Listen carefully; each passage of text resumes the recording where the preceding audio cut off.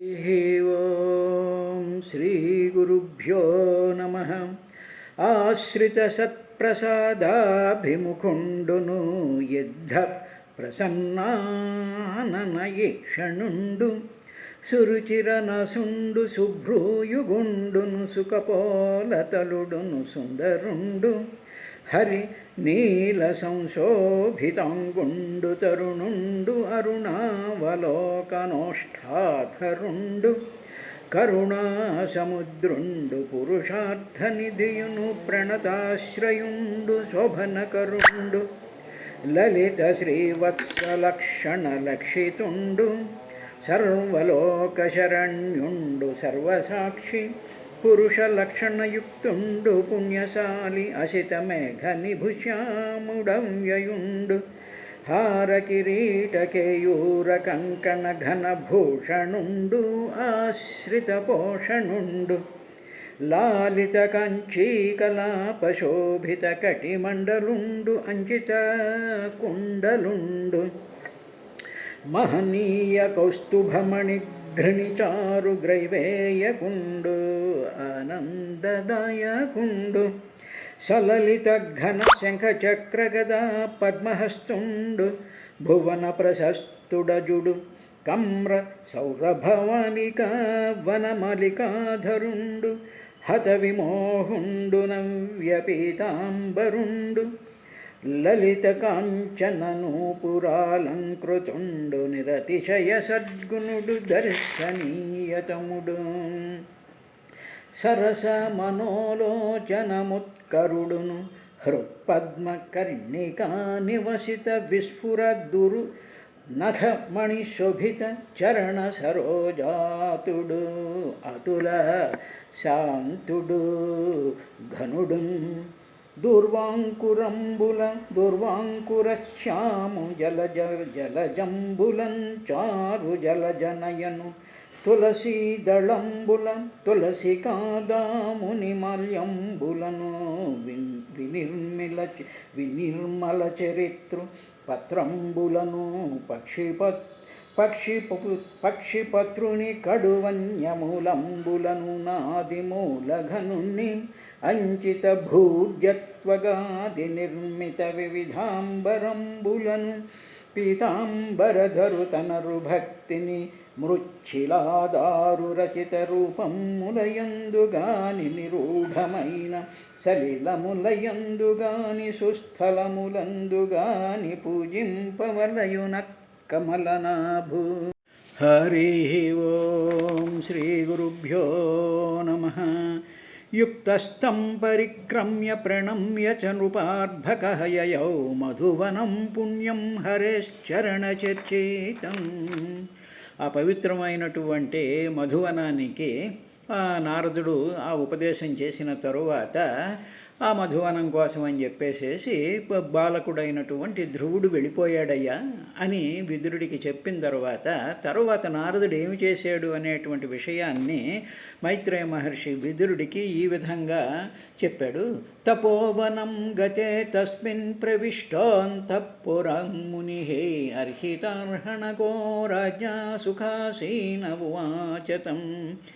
ఏమీ తెలియనటువంటి వాళ్ళలాగా తస్మిన్ ఆ ధ్రువుడు తపహ్వనం తపస్సు కొరకే ఆ వనానికి మధువని గతే వెళ్ళగా ఆయన ధ్రువుడు అలా వెళ్ళగా నాదుడు ఈ విధంగా ఇటుపక్కకి ముని అంతఃపురం ప్రవిష్ట రాజ్ఞ. వెంటనే ముత్తానుపాదుడు అంతఃపురంలోకి నారద మహర్షి ప్రవేశించాడయ్యా. ప్రవేశించేటప్పటికి వచ్చినటువంటి నారద మహర్షిని చూసి రాజ్ఞ అర్హిత అర్హణక సుఖాసీన. వెంటనే స్వామి వచ్చారా నారద మహర్షులు వారు అని చెప్పి వెంటనే పాదాలను కడిగి చేయవలసినటువంటి అర్ఘ్యపాద్యాదులు అవన్నీ ఇచ్చి సింహాసనం మీద కూర్చోపెట్టి చేయవలసినటువంటి పూజాధికాలన్నీ కూడా మహర్షులకు ఏ విధంగా చేయాలో ఆ విధంగా చేసిన తర్వాత సుఖ ఆసీన హాయిగా సుఖంగా ఆయన వీణ ఒళ్ళో పెట్టుకుని ఉత్తానుపాదుని ప్రసన్నమైనటువంటి వదనంతో చూస్తూ ఈ నారద మహర్షి ఈ విధంగా అడిగాడయ్యా. నారదౌవాచ రాజ్యం కిం ధ్యాయసే దీర్ఘం ముఖేన పరిశుష్యత किं वा नरिष्यते कामो धर्मो वर्धेन संयुतः ఓ రాజా, ఓ మహారాజా, పరిశుష్యత, వాడిపోయినటువంటి ముఖంతో, ఏమిటి మొహం అలా వాడిపోయింది నువ్వు? తర్వాత నిన్ను చూస్తూ ఉంటే దీర్ఘం కిం ధ్యాయసే, దీర్ఘంగా కిం దేనిని గురించే ధ్యాయసే ధ్యానిస్తున్నావు, ఏమిటి ఆలోచిస్తున్నావు? ముఖమంతా కూడా ఎండిపోయినట్టుందయ్యా నువ్వు, ఏదైనా జరిగిందా? ఎందుకు చింతిస్తున్నావు నువ్వు? అర్ధేన సంయుత కామ ధర్మం వా కిం వా నరిష్యతే. నువ్వు ఆశించినటువంటి అర్థం కానీ, తర్వాత కామం కానీ, ధర్మం కానీ ఏమైనా నశించిపోయాయా నీకు? ధర్మార్థ కామాలు ఏవైనా సరే నీకు నశించిపోయాయా? ధర్మాన్ని ఆచరించలేకపోతున్నావా? నువ్వు కోరుకున్నటువంటి కోరికలు తీరటం లేదా? లేకపోతే ధర్మ అర్థం ప్రయోజనాలు ధనం ఏమి రావటం లేదా?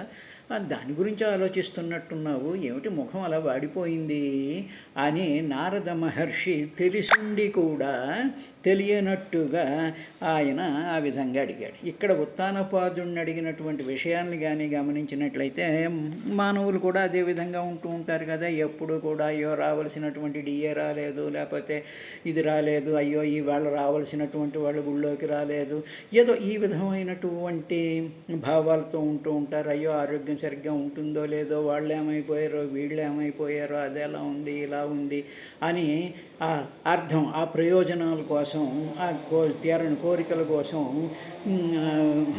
ఆచరించాల్సినటువంటి ధర్మం కూడా నశించిపోయినప్పుడు అలాగ వాడిపోయినటువంటి ముఖాలతో ఉంటారో అలాగా ఉత్తానపాదుడు ఉన్నాడు. అది నారదుడు. అంటే మనలో ఉండేటువంటి నాలెడ్జ్ ఏదైతే ఉందో, మనలో ఉండేటువంటి ఆ తెలుసుకునేటువంటి శక్తి ఏం చేస్తుంది అంటే, ఆ నారదుడు ఎక్కడో లేదు, లోపలే ఉంటాడు. వాడే చెప్పేసి ఆ నారదుడే అడుగుతూ ఉంటాడు, ఎరా జీవుడా, నువ్వు మొహం మాడిపోయి కూర్చుందేమిటి? అనుకున్నవేం జరగటం లేదా? రావాల్సిన వాళ్ళు ఏమీ చూడలేకపోతున్నావా ఏమిటి అనేటువంటిది ఆ లోపల ఉండేటువంటి నారదుడే అడుగుతాడు. దాన్నే పోతన గారు ఈ విధంగా అనువాదం చేశారు ఆ శ్లోకాన్ని. భూనాయక నీ విపుడు ఆమ్లాన్నాస్యుడవగుచు. ఆమ్లం అంటే మాడిపోయినటువంటి ముఖంతో ఆస్యుడగుచు చాలా మదిలో చింతింపబూనుటకేమి కథము. ఏం కారణం అయ్యారా చింతిస్తూ ఉన్నావు?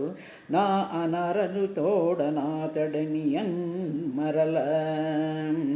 దానికి ఆ నారదుడికి ఆయన సమాధానం ఈ విధంగా చెప్పాడయ్యా అనేటువంటి విషయాన్ని చెప్పాడు. ఇక్కడ పోతన గారు కిం వా నరిష్యతే కామో ధర్మో వార్ధేన సంయుత అనేటువంటి దాన్ని మాత్రం ఎందుకో పోతన గారు దాన్ని అక్కడ అనువాదం చేయలేదు. అంటే ఏమిటి అర్థం? కామం తర్వాత ధర్మం కానీ నశించటం లేదు కదా, వాటి కోసమే కదా సాధారణంగా మానవులందరూ బాధపడుతూ ఉంటారు అన్న తర్వాత రాజోవాచ, ఆ ఉత్తానపాద మహారాజు ఈ విధంగా సమాధానం చెప్పాడయ్యా. సుతో మే బాలకో బ్రహ్మన్ స్త్రైణేనా అకరుణాత్మనా నిర్వాసితః పంచవర్షः సహ మాత్రా మహాన్ కపి. బ్రహ్మన్, ఓ బ్రహ్మర్షి, మహాన్ చాలా గొప్ప లక్షణాలు కలిగినటువంటి వాడు, కవి బుద్ధిమంతుడైనటువంటి వాడు, అన్నిటినీ కూడా ఆకళింపు చేసుకోగలిగినటువంటి వాడు, అన్నిటినీ అర్థం చేసుకోగలిగినటువంటి వాడు, అందరి హృదయాల్లోకి కూడా చూసి వాళ్ళ హృదయాల్లో ఏముందో గ్రహించగలిగినటువంటి కవి బుద్ధిమంతుడు స్వామి. పంచవర్ష 5 ఏళ్ల వయసు కలిగినటువంటి మే బాలకుడు చిన్నపిల్లవాడు అయ్యేటువంటి మే సుత నా కుమారుడు నీ ఏం చేశాను అంటే స్త్రైణేన అకరుణాత్మన. స్త్రైణేన ఒక స్త్రీకి నేను వసుడైపోయాను. కన్ను రెప్పదీసి ఈ పని చేయి, నువ్వు ఇది ఇలా చేయి, అలా చేయి, ఈ కొత్త కార్యక్రమం పెట్టు, అది పెట్టు, ఇది పెట్టు అనేసేసి ఆ స్త్రీ చెప్తూ ఉంటే ఆ పనులన్నీ చేసేస్తూ ఉండేటువంటి హెన్పెక్డ్ ఫెలో కింద తయారైపోయాను నేను. స్త్రైణేనా, స్త్రీకి వసుడైపోయాను నేను. పోనీ వసుడు అయ్యో బాగానే ఉంది, ఎందుకంటే నువ్వు చేయలేవు, అందాన్ని చూసావు, దాన్ని చూసావు, ఏదో చూసావు, అయ్యో బాగానే ఉంది. కానీ అలా వశం అయితే అయ్యావు, కానీ నాలో ఉండేటువంటి దయాగుణం, కరుణగుణం, ఆత్మీయత, మమకారం ఇవన్నీ పోగొట్టుకోవలసినటువంటి అవసరం లేదుగా. స్త్రీకి వశం అయితే అయ్యో బాగానే ఉంది. నీకుండేటువంటి దయగుణం, నీకుండేటువంటి మంచితనం, నీకుండేటువంటి ఆదరం చేసేటువంటి గుణాలు, ఈ మంచి గుణాలు నీలో ఉన్నాయిగా. ఇప్పుడు ఆయన ఏమంటున్నాడంటే స్త్రైణేన, ఆ స్త్రీకి వయసు అయిపోవడం మూలంగా అకరుణాత్మన, దయలేని మనస్సు గలవాడిని అయిపోయాను నేను. ఎందుకంటే కళ్ళు చూసి వాడిని రానివ్వడానికి వీల్లేదు, వాడి గుడి గుమ్మం దొక్కడానికి వీల్లేదు అని చెప్పేసేసి ఆర్డర్ చేస్తే కాబోలు అనుకునేటటువంటి విధంగా నన్ను కళ్ళతోనే ఆర్డర్ చేసింది. ఏమిటంటే ఆ ధ్రువుడు వస్తూ ఉంటే దాని మొహం, నా సురుచి మొహం చూశాను, చూసేటప్పటికి no you don't allow him అన్నట్టుగా చూసేటప్పటికి అకరుణాత్మన, నాలో దయపూర్తిగా నశించిపోయింది స్వామి. అలాగా నేను ఏం చేశానంటే మాత్రా సహ నిర్వాసిత, తల్లిని కూడా ఈ స్త్రీకి లొంగిపోయి నా పవిత్రమైనటువంటి సాధ్యమైనటువంటి సునీతమైనటువంటి సునీతిని, అంత కవి అయినటువంటి వాడు, మహానైనటువంటి వాడు, బుద్ధిమంతుడైనటువంటి వాడు 5 ఏళ్ల పసిబాలుణ్ణి నిర్వాసిత ఉపేక్షించేసేసి బయటికి గంటేశాను స్వామి.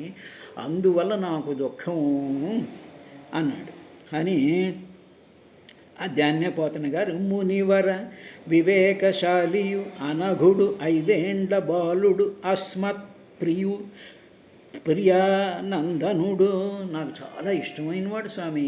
ఆ మాట కూడా నేను బయటికి చెప్పుకోలేని పరిస్థితిలో ఉంది నాకు.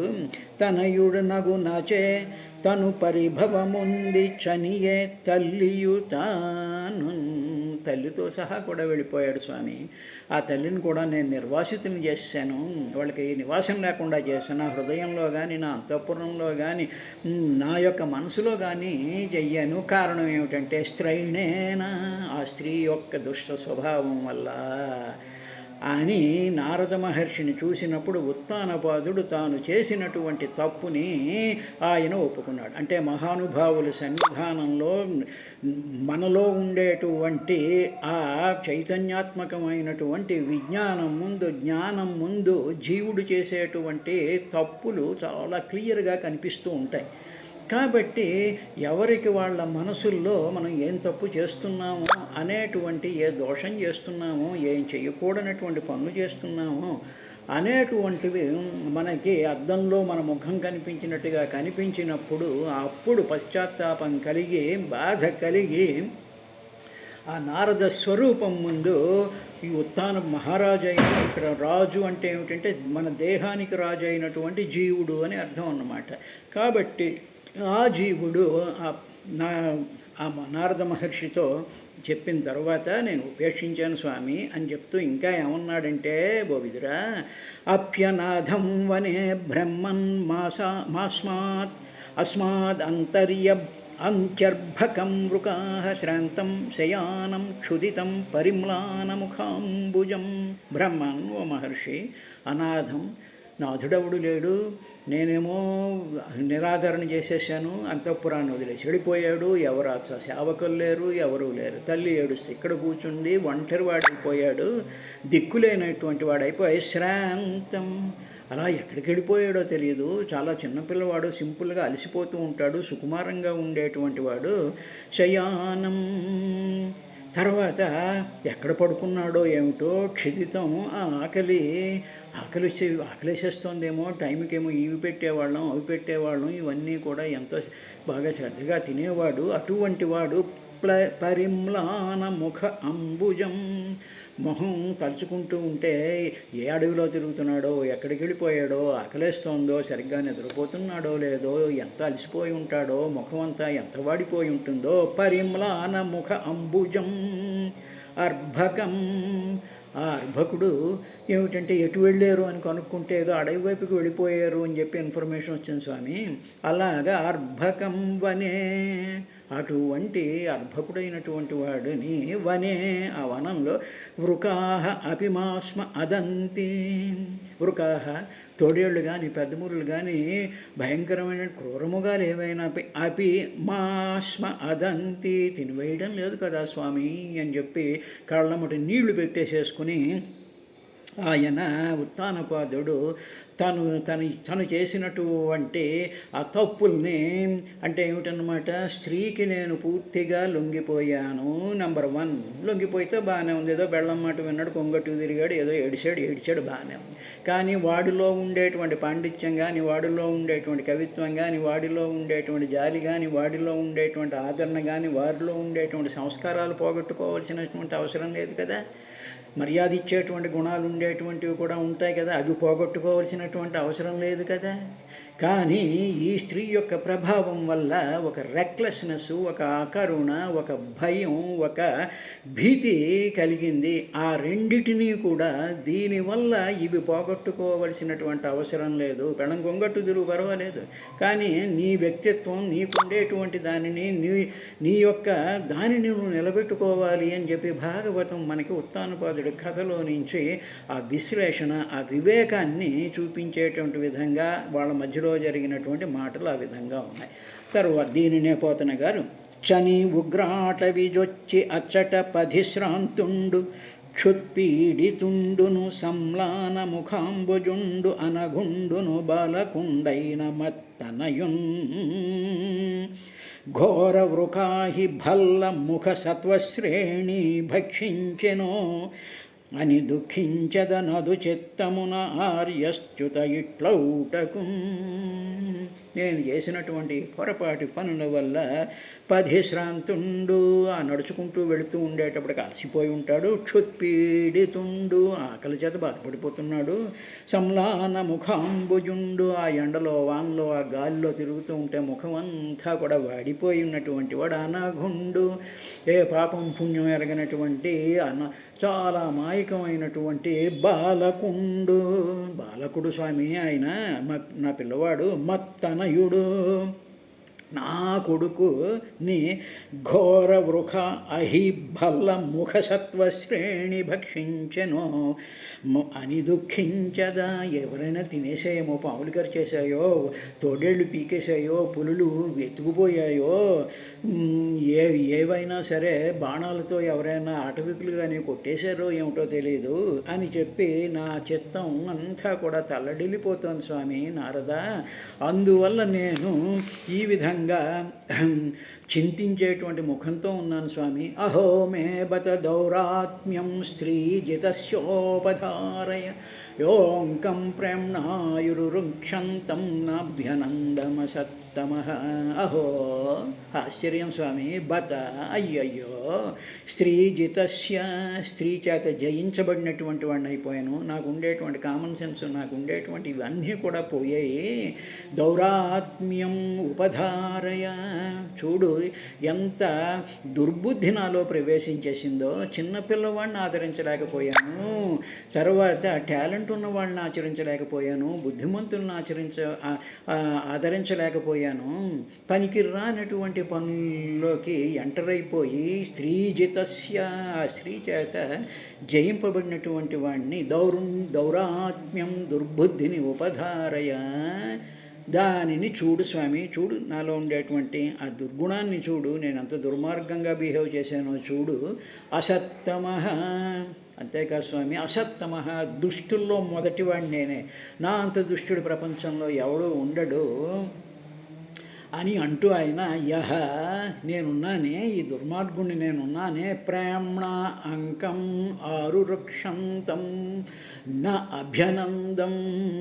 ఏం లేదు స్వామి, ప్రేమ్ణ, ప్రేమతో, అంకం, నా ఒడిలో కూర్చోవాలని చెప్పి, ఆరురక్షంతం, ప్రేమగా వచ్చి నాన్న నాన్న అంటూ పరిగెత్తుకుంటూ వచ్చి నా ఒళ్ళో ఆరురక్షంతం, ఎక్కగోరుతూ ఉండేటువంటి, ఎక్కి కూర్చోవాలి అనుకునేటువంటి ఆ ధ్రువుణ్ణి నా అభ్యనందం ఆచరించలేదు స్వామి.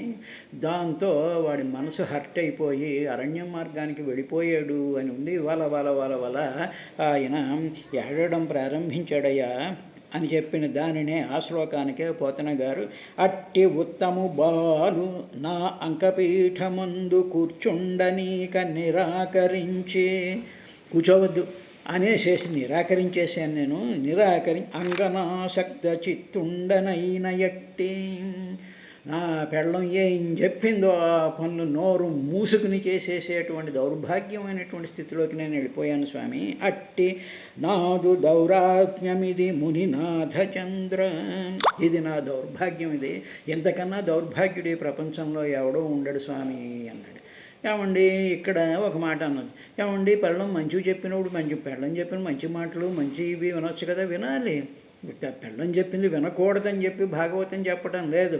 చిన్నపిల్లవాడిని అవమానం చేస్తూ ఉంటే ఆ నోటికొచ్చినట్లు మాట్లాడుతుంటే లేచి లాగి ఒక్క లెంపకాయ కొట్టి నోరు మూసి పడుండు అనకుండా చెప్పిన ప్రతి పని చేస్తూ దోషయుక్తమైనటువంటి పనులు చెయ్యొద్దని భాగవతం చెప్తోంది. కానీ పెళ్ళం మాట వినొద్దు, పెళ్ళానికి సహాయం చేయొద్దు, పెళ్ళాన్ని పోషించొద్దు, పెళ్ళందు ఇది చేయమని భాగవతం చెప్పదండి. ఎందుకంటే భాగవత ధర్మం చెప్పేటువంటిది భాగవతం. కాబట్టి మన బుద్ధి మనకు ఉండాలి, నోరు ముయ్యి అనగలగాలి. దుర్మార్గం జరుగుతున్నప్పుడు, దోషాలు జరుగుతూ ఉన్నప్పుడు, చేయరాని పనులు చేస్తూ ఉండేటప్పుడు నోరు ముయ్యి అని చెప్పగలిగినటువంటి వ్యక్తిత్వం ఉండాలి రాజుకి. రాజు అంటే జీవుడు, క్షేత్రం, మన శరీరం క్షేత్రం అంటారు కాబట్టి ఈ క్షేత్రాన్ని పరిపాలించేటువంటి జీవుడికి ఆ కామన్ సెన్స్తో that fellow should behave like that అని చెప్పి ఈ విషయాన్ని భాగవతం మనకి చెప్పిందయ్యా విదురా అన్న తర్వాత అప్పుడు ఆయన ఇంకేమన్నంటే ఆదరించలేకపోయాను నేను, నా అభ్యనందం ఒళ్ళో తీసుకుని ముద్దెట్టుకోలేకపోయాను నేను, ఆఖరికి సొంత పిల్లవాడిని ముద్దెట్టుకోలేనటువంటి విధంగా నా బతుకు ఇలాగా దౌర్భాగ్యవంతం అయిపోయింది అని చెప్పి మహర్షి అయినటువంటి నారదుడు ముందు హృదయాన్నంతా విప్పి చెప్పి తాను చేసినటువంటి పనిని, తనలో ఉండేటువంటి ఆ బలహీనతని ఒప్పుకోవడమే ఉత్తానపాదుడు. ఉత్తమమైనటువంటి మార్గం వైపుగా అడుగులు వేసేటువంటి వాడు ఆ విధంగా ఒప్పుకోవాలి అని భాగవతం చెప్పిన తర్వాత నారద మహర్షి ఈ విధంగా అన్నాడయ్యా విదురా. నారద ఉవాచ మామాసు చ స్వతనయం దేవగుప్తం విశాంపతే తత్ప్రభావం అవిజ్ఞాయ పురావృంక్తే యజశో జగతి. విశాంపతే, ఓ రాజా, ఓ నరపతి, దేవగుప్తం ఈశ్వరుడి చేత గుప్తం చాలా దగ్గరగా రక్షిస్తూ ఉన్నాడయా. గుప్తం అంటే దాచేస్తూ ఉంటాడు కదా, గుప్తం అంటే దాచడం అని అర్థం అన్నమాట. నీ కొడుకుని భగవంతుడు దోస్తున్నాడు అంటే భగవంతుడే చాలా జాగ్రత్తగా రక్షిస్తూ ఉన్నాడు. దేవగుప్తం స్వతనయం, నీ పుత్రుణ్ణి భగవంతుడు రక్షిస్తున్నాడు. నేను కాదు, నువ్వు కాదు, నీ పెళ్ళాలు కాదు, నీ రాజభటులు కాదు, నీకుండేటువంటి సైన్యం కాదు రక్షిస్తూ ఉండేటువంటిది. దేవగుప్తం ఈశ్వరుడి చేత రక్షింపబడుతూ ఉన్నాడు. స్వతనయం నీ పుత్రుణ్ణి. తరువాత నీకు తత్ ప్రభావం, ఆ ధ్రువుడి యొక్క, నీ పిల్లవాడి యొక్క ప్రభావం ఉందే, వాడి యొక్క ప్రభావం, వాడికి ఉండేటువంటి శక్తి, వాడికి ఉండేటువంటి ఆ తేజస్సుని అవిజ్ఞాయ, నీకేం తెలియదులే, తెలుస్తుంది, ముందు తెలుస్తుందిలే నీకు. అవిజ్ఞాయ, నీకు తెలియదు, జరగబోయేది ఏమిటో నీకు తెలియదు. కాబట్టి మా శుచ, దుఃఖించకు, మా వద్దు ఏడవకు, ఇంకా మొహం గడిగేసుకో, శుభ్రంగా గడికి పెట్టుకొని చెప్పానుగా, నీవేం కంగారు పడకు. మా శుచ అని చెప్పి ఏమిటనుకుంటున్నావు నువ్వు, నీకు అవిజ్ఞాయ తత్ప్రభావం, ఆ ధ్రువుడి యొక్క ప్రభావం నీకు తెలియదు. అటువంటి వాడు ఏం చేస్తాడంటే ఆ ధ్రువుడి యొక్క యత్ యశ, ఆ ధ్రువుడి యొక్క కీర్తి జగత్తు ప్రావృంక్తే, ఈ మొత్తం విశ్వ వలయాలన్నిటిలోకి కూడా ధ్రువుడి యొక్క కీర్తి ప్రావృంక్తే, అంటే చాలా బాగుగా ప్రకృష్టంగా ఉంటే వ్యాపించిపోతుంది. ఏమనుకుంటున్నావు నువ్వు ధ్రువుడికి? అందువల్ల ఈనాటికి కూడా ఈ ఆస్ట్రానామికల్ సైన్సెస్ అన్నీ కూడా ఏం చేస్తాయంటే ధ్రువ నక్షత్రాన్నే తీసుకుని దాని చుట్టూనే మొత్తం సమస్తమైనటువంటి ఈ బ్రహ్మాండ గోళాలన్నీ కూడా తిరుగుతూ ఉంటాయి. All the galaxies whatever we're seeing now, ఇవన్నీ కూడా ఆ ధ్రువుడి యొక్క స్థితి ఉందే, ధ్రువ నక్షత్రం ఉందే, ఆ ధ్రువ నక్షత్రాన్ని ఇరుసుగా చేసుకుని ఈ మొత్తం బ్రహ్మాండ వలయాలన్నీ తిరుగుతూ ఉంటాయా. అందువల్ల ఆయన ఈ పిల్లవాడి యొక్క ప్రభావం అవిజ్ఞాయ, నీకు తెలీదు, ఏదో చిన్నపిల్లవాడు అని అనుకుంటున్నావు అని చెప్తూ దీనినే పోతన గారు నా విని ఆ ఉత్తానపాదుడు చెప్పినటువంటి మాట విని నారదుండు నరనాథునకిట్లను ఈ విధంగా అన్నాడు. నీ కుమారుడు ఆ దెవకిరీటి రత్న రుచి దీపిత పాద సరోజుడైన రాజీవదళాక్షరక్షితుడు. ఏమనుకుంటున్నావు నువ్వు? దేవగుప్తం అనేటువంటి దానికి పోతన గారు ఈ విధంగా అనువాదం చేశారు. ఆ కుమారుడు దేవకిరీట రత్న రుచి దీపిత పాద సరోజుడు. దేవతలందరూ కూడా తమ రత్న కిరీటాల చేత రత్న కిరీటాలు ధరించినటువంటి దేవతలందరూ కూడా శ్రీ మహావిష్ణువుకి సాష్టాంగ నమస్కారం చేస్తూ ఉంటే ఆ రత్నాల యొక్క కాంతి చేత ఆ శ్రీహరి యొక్క పాదాలు మెరిసిపోతూ ఉండేటువంటి రాజీవదళాక్షుడు, రాజీవములు వంటి కన్నులు కలిగినటువంటి శ్రీ మహావిష్ణువు చేత రక్షితుడు, రక్షించబడ్డాడు. నీ భట్లు నువ్వు నేను నీ పెళ్ళాలు వాడిని రక్షించాల్సినటువంటి పని లేదు. అటువంటి అశేష జగత్ పరికి తనీయుడు. మొత్తం ప్రపంచం ఈ సమస్తమైనటువంటి జగద్వలయాలన్నిటిలోనూ కూడా కీర్తి చెందేటువంటి విభవ ప్రశస్త సుచరిత్రుడు. వానికి దుఃఖమేటికి, వాడికి ఏ దుఃఖం ఉండదు. నువ్వు అనవసరంగా దుఃఖపడిపోతున్నావు. అందువల్ల ఏమిటంటే ఎవరు అవమానం చేశారని దుఃఖపడాల్సినట్టు ఉండటం లేదు. భాగవతం చదువుకుంటే, భాగవతం యొక్క పద్యాలు చదువుకుంటే, ఆ శ్లోకాలు చదువుకుంటే, ఆ కథలు ఉంటే ఆ భగవంతుడు మనం రక్షిస్తూ ఉంటాడు. కాబట్టి మనం దుఃఖపడాల్సిన అవసరం లేదు అని భాగవతంలో నారదుడు చెప్పాడు. రేపటి కార్యక్రమంలో ఇంకా చూద్దాం.